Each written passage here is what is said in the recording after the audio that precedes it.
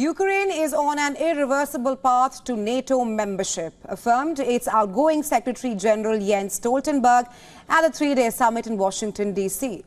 NATO members who are favouring a faster membership track for Ukraine included the word irreversible in the joint declaration in the bid to demonstrate that Kyiv has moved closer to entry into the alliance since last year's summit.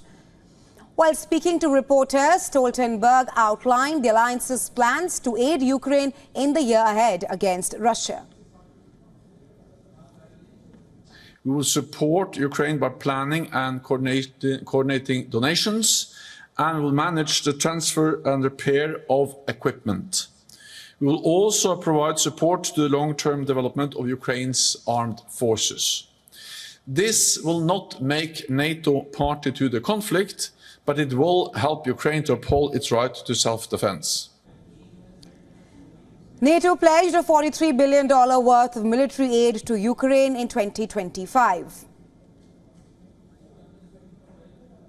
We have agreed that 40 billion euros is a minimum baseline within the next year, and to ensure sustainable funding for Ukraine to prevail.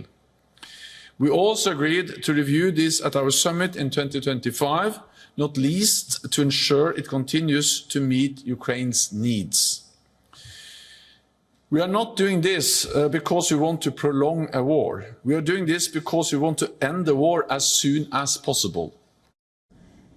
In a big boost for Ukraine, US, Netherlands and Denmark announced that the first NATO-provided F-16s were on their way to Kyiv and would be flying this summer following months of preparations. During the summit, NATO gave a stern warning to China over its alleged assistance to Russia in the war against Ukraine. In a joint declaration, the 32-member military alliance blamed Beijing for fueling Moscow's aggression against Kyiv.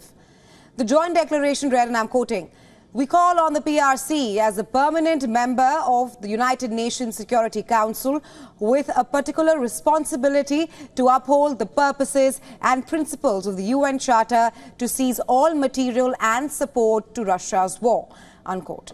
In response, China warned NATO against provoking confrontation and rivalry. A spokesperson for Beijing's mission to the European Union said that the military alliance should stop hyping up the so-called China threat. He said, and I'm quoting, "It is known to all that China is not the creator of the Ukraine war. China's position on Ukraine is open and above board." Meanwhile, another yet unpredictable challenge lies ahead of NATO, the possibility of another US administration led by Donald Trump. The Republican Party's nominee has consistently sent mixed signals about his commitment to collective defense. NATO members are seen as wanting to Trump-proof military aid for Ukraine ahead of Trump's possible re-election later this year.